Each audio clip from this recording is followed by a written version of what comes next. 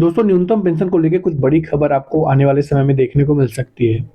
मैं इस वीडियो में काफ़ी महत्वपूर्ण जो है टॉपिक कवर करने वाला हूँ और इसमें न्यूनतम पेंशन को लेके ये टॉपिक है, ये काफ़ी महत्वपूर्ण है। और आने वाले समय में आपको अब लगातार जो है प्रयास रहेगा कि सोशल वीकू चैनल के माध्यम से, यूट्यूब जो चैनल है इसके माध्यम से आप सभी को पूरी तरह से विश्लेषित इन्फॉर्मेशन दी जाए, जिससे कि आप सभी पूरी तरह से उससे अवेयर हो सकें।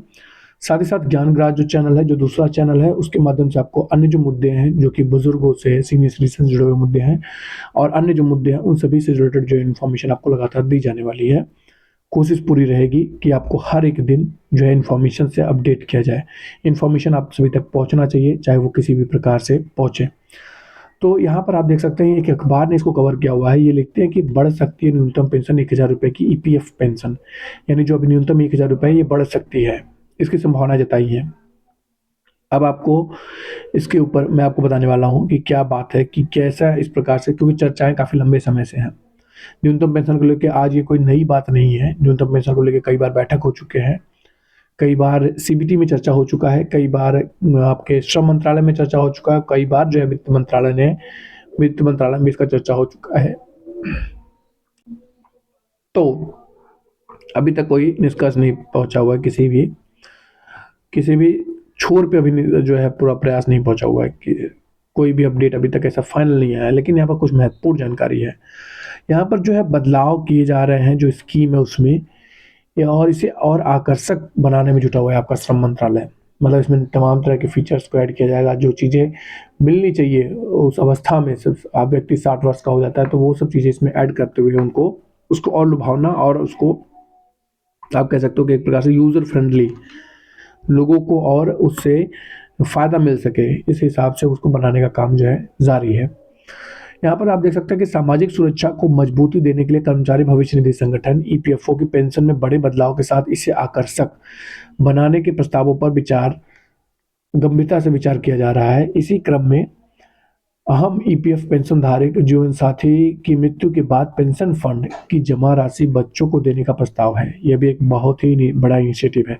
निश्चित तौर पे जब उस व्यक्ति का एफर्ट रहा हुआ है, जो कि उसका पेंशन फंड रह जाता है, उसे उसको उसके वंशज को, उनके आने वाली पीढ़ियों को दे देना ही उचित रहता है, क्योंकि पूरा प्रयास जो है उस व्यक्ति विशेष का रहा है। श्रम मंत्रालय ईपीएफओ के सदस्यों को पेंशन योजना से जोड़ने के लिए प्रोत्साहित करने के लिए इस प्रस्ताव को बेहद अहम मान रहा है। मंत्रालय लंबे सेवावधि के बाद भी कम पेंशन किस्से को तर्कसंगत बनाने पर गौर कर रहा है, जिसमें कि वर्तमान 1,000 रुपये की न्यूनतम पेंशन को बढ़ाने का प्रस्ताव भी शामिल है। ईपीएफ के तहत सामाजिक सुरक्षा के ढांचे को सुदृढ़ करने के लिए श्रम मंत्रालय ईपीएफ 1995 योजना के तहत उच्च पेंशन के लिए सदस्यों को, यहाँ पर आप देख सकते हैं कि ईपीएफ फंड में योगदान बढ़ाने के विकल्प देने की गंभीरता से मंत्रणा कर रहा है। यानी जो आपका पैसा कटता है उसको आप बढ़ा सकते हैं।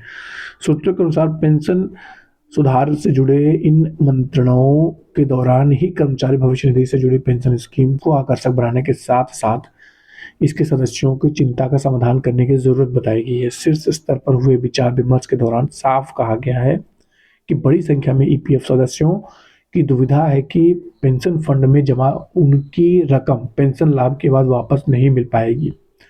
मंत्रालय के एक वरिष्ठ अधिकारी ने कहा है कि सरकार का मत स्पष्ट है कि पेंशन कार्पस जो भी फंड है की राशि उसके सदस्यों की है।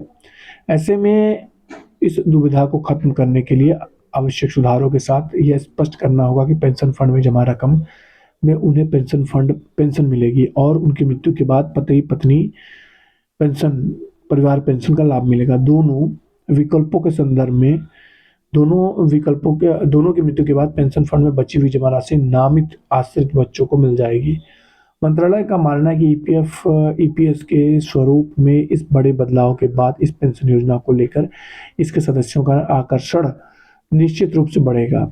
पेंशन को तर्कसंगत बनाने के विकल्पों के संदर्भ में अधिकारी ने कहा कि श्रम मंत्रालय और कर्मचारी भविष्य निधि संगठन दोनों पेंशन की वर्तमान न्यूनतम राशि की समीक्षा के पक्ष में है। इसकी भी जरूरत समझी जा रही है कि शीर्ष अदालतों के फैसले के संदर्भ में एक और ईपीएफ के तहत लोगों को हायर पेंशन मिलने लगा है।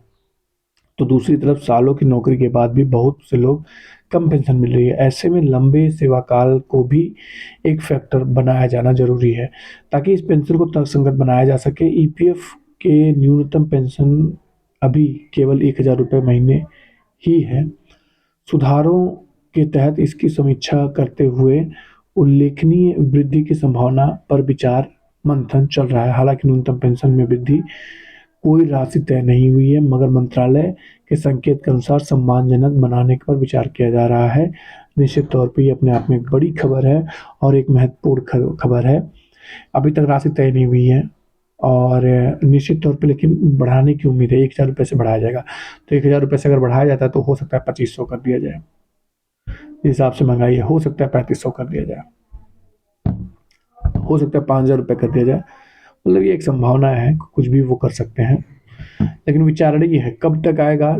जो जनता है, जो इस पेंशन स्कीम से जुड़े हुए लोग हैं, जो ईपीएस 1995 के अंतर्गत आते हैं, उनकी जो इच्छा है वो उन्हें जो है सरकार हो या आपके ईपीएफओ हो, उनको ध्यान देना पड़ेगा। उनकी इच्छा है कि उन्हें जल्द से जल्द न्याय मिले। क्यों ऐसा कहा जा रहा है? क्योंकि जो लोग भी इस स्कीम से जुड़े हुए हैं उनकी अवस्था जो है वो 60 से ज़्यादा है। 60 ज़्यादा है, मैं 60 बता रहा हूँ, कम बता रहा हूँ। मतलब उनकी अवस्था जो है 80 भी है, कुछ लोगों की 70 है, कुछ लोगों की 75 है, कुछ लोगों की 65 है। इस एज में वो लोग जी रहे हैं और उनके पास अब ये सोचने का समय नहीं है कि कितना जीवन और शेष है। क्योंकि जिस दौर में हम लोग जी रहे हैं दोस्तों, हम लोग तमाम तरह की चीज़ें जो हैं वो अपने जाने या अनजाने में ग्रहण कर रहे हैं, जो कि हमें नहीं करना चाहिए। जैसे आज के समय में हम लोग जो कुछ भी भोजन कर रहे हैं, जो भी आटा, चावल, गेहूँ, सब्जी वगैरह सब कुछ का यूज़ कर रहे हैं, सब कुछ जो है अब केमिकलाइज्ड है। पैदावार बढ़ाने के लिए किसान जो है अंधाधुंध जो है रासायनिक खादों का उपयोग कर रहे हैं। वो हमारे शरीर के ऊपर कहीं न कहीं असर पड़ रहा है। उसका असर ये होता जा रहा है कि हम लोग अगर हमारी काम करने की क्षमता जो थी सन 2000 तक, अगर हम लोग 15 से 12 घंटे काम कर सकते थे, 12 से 15 घंटे काम कर सकते, तो आज हमारी काम करने की जो क्षमता है वो 6 से लेके 8 घंटे तक होती है। ये हमारा हम लोग इसके बाद जब है शरीर हमारी थकावट हो जाती है, हम लोग टायर्ड हो जा रहे हैं। क्यों हो रहा है? इसका असर हमारे खान-पान का है।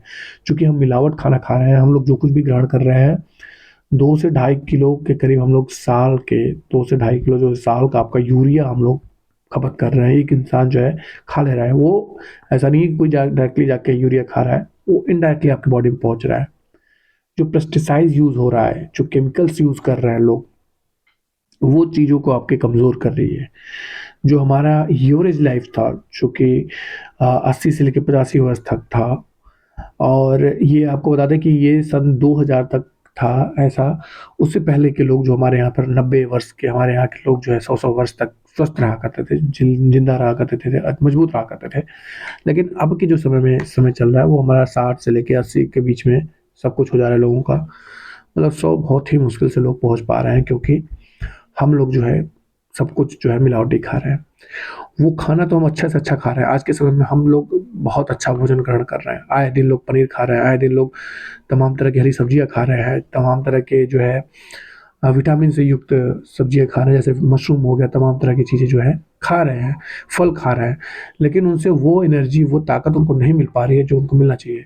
आज से कुछ साल पहले तक लोग एक लीटर एक पाव दूध पी लिया करते तो उन्हें काफ़ी एनर्जेटिक फ़ील होता है। लेकिन आज आपके एक पाव दूध बिल्कुल गर्म पानी के बराबर ही आपके शरीर में काम कर रहा है। मतलब बहुत ज़्यादा असर नहीं पड़ रहा है। उसका वजह ये है क्योंकि जो पशु जो दूध दे रहे हैं वो लोग भी आपके कहीं न कहीं उन सब चीज़ों को खा रहे हैं जो कि शरीर को नुकसान कर रहा है। यानी अगर हम कोई पशु है उसको खिला रहे हैं, कोई चारा दे रहा है, तो उस चारे में भी हमारे तमाम तरह की रासायनिक चीज़ें मिली हुई हैं, और वो पशु दूध दे रहा है, वो दूध भी हमें उसी प्रकार से मिल रहा है। मतलब उसकी जो क्वालिटी थी आज से 20 वर्ष पहले, 25 वर्ष पहले, वो आज के समय में काफ़ी डाउन है।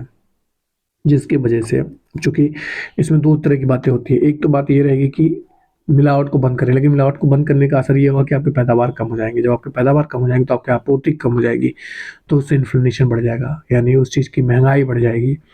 अगर सपोज़ कीजिए कि एक पशु जो है दूध दे रहा है 5 लीटर, और उसे अंधाधुंध हम लोग बिल्कुल रासायनिक चीज़ें देने के बाद है, जो मतलब पैदावार बढ़ाने के लिए।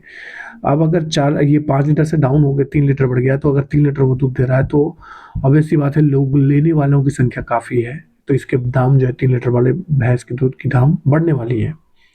तो कहने का ये मतलब है कि हर चीज़ जो है एक दूसरे से पूरक है। तो चीज़ों को नेगलेक्ट नहीं कर सकते हैं। तो खैर ये हम लोग टॉपिक से थोड़ा हट गए हैं, यहाँ पर बात थी आपकी न्यूनतम पेंशन की, लेकिन ये भी महत्वपूर्ण तर्क था। क्योंकि जो समय बचा है वो काफ़ी कम समय है, तो जल्द से जल्द जो है सरकार हो, सिस्टम हो या श्रम मंत्रालय हो, वित्त मंत्रालय हो, ईपीएफओ हो, उनको ये इस पे विशेष ध्यान देने की आवश्यकता है और इस पे जो है एक निश्चित जो है मापदंड करते हुए इसको फैसला लेने का समय आ चुका है। यानी इस पे 1 दिन का भी डिले जो है वो आपका कहीं न कहीं 6 महीने के डिले के बराबर है। 1 दिन भी अगर सरकार सिस्टम में डिले कर रही है। तो इन्हीं चंद बातों के साथ आज की वीडियो में इतना है दोस्तों। नई जानकारी के साथ हाज़िर होंगे। अपने दोस्त को इजाज़त दीजिए, अपना ख़्याल रखिए। आप सभी का बहुत-बहुत धन्यवाद।